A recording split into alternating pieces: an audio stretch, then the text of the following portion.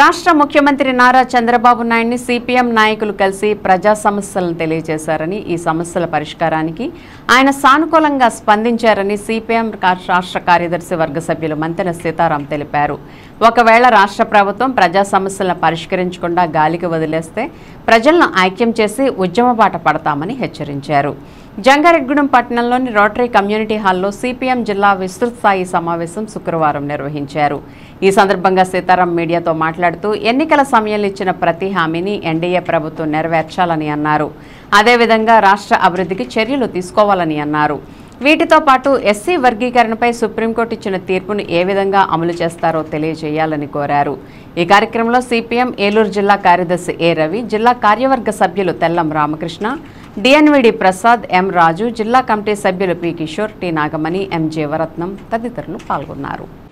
కొత్తగా రాష్ట్రంలో ఎన్నికల అనంతరం తెలుగుదేశం కూటమి అధికారంలోకి వచ్చింది. ఈ కూటమికి మేము మా పార్టీ రాష్ట్ర కమిటీ తరఫున ముఖ్యమంత్రి గారిని మా ప్రతినిధి వర్గం కలుసుకుని రాష్ట్రంలో ఉన్న అన్ని తరగతుల, అన్ని ప్రాంతాల, అన్ని వర్గాల ప్రజల యొక్క సమస్యల్ని ఆయనకి వ్రాతపూర్వకంగానే ఇచ్చాం. ఆయనతో ఒక అరగంట పాటు చర్చించాం. ఆయన సానుకూలంగా స్పందించారు. అయితే ఏంటంటే ఎన్నికల నేపథ్యంలో ఈ కూటమి నాయకులు ప్రజలకి కోటి వాగ్దానాలు చేశారు. గత ప్రభుత్వం పథకాలను అమలు జరుపుతాం, దాన్ని ఇంకా రెట్టింపు చేస్తామని చెప్పారు. రెండవది కొత్త కొత్త పథకాలను కూడా ప్రకటించారు. ఆ రకంగా ఏంటంటే సంక్షేమ కార్యక్రమాలతో పాటు అభివృద్ధి మీద కూడా దృష్టి సారిస్తామని చెప్పారు. మేము రానున్న కాలంలో ఈ ప్రజా సమస్యల మీద ఉద్యమాలు, పోరాటాలు సాగిస్తాము. కొత్తగా వచ్చింది ప్రభుత్వం కాబట్టి దానికి మేము ఒక 2 నెలలు 3 నెలలు విజ్ఞప్తి చేస్తున్నాం. తర్వాత ఈ ప్రభుత్వం దాని పట్ల సానుకూలంగా స్పందించకపోతే ప్రజల్ని సమీకరించి ఉద్యమాలకి సమాయత్తం అవుతాం. అదే ఇంకోటి కూడా ఏంటంటే మేము ఈ కుల గణన కూడా చేయమన్నాం. ఈ ప్రభుత్వం కుల గణనకి సిద్ధంగా లేదు. కుల గణన చేయాలి.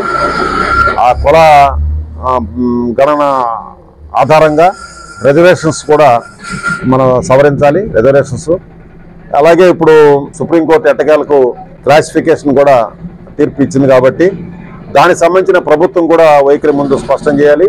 ప్రభుత్వం దానికి సంబంధించిన సుప్రీంకోర్టుని మన్నించి దాని ఆధారంగా దానికి సంబంధించిన విధి విధానాలు తీర్పు బేరుగా ఇస్తుందంటే ఆ తీర్పుని అమలు జరపడం కోసం ఏంటంటే ఏ రూపంలో ఈ ప్రభుత్వం చేస్తుంది, ఆ క్లాసిఫికేషన్ ఏ రూపంలో చేస్తుందని మేము అడుగుతున్నాం. అది వెంటనే ఎన్డీఏ ప్రభుత్వం దాని మీద వెంటనే ప్రకటన చేయాలి. దాన్ని ఏ రూపంలో అమలు జరుపుతుందో కూడా చెప్పాలి.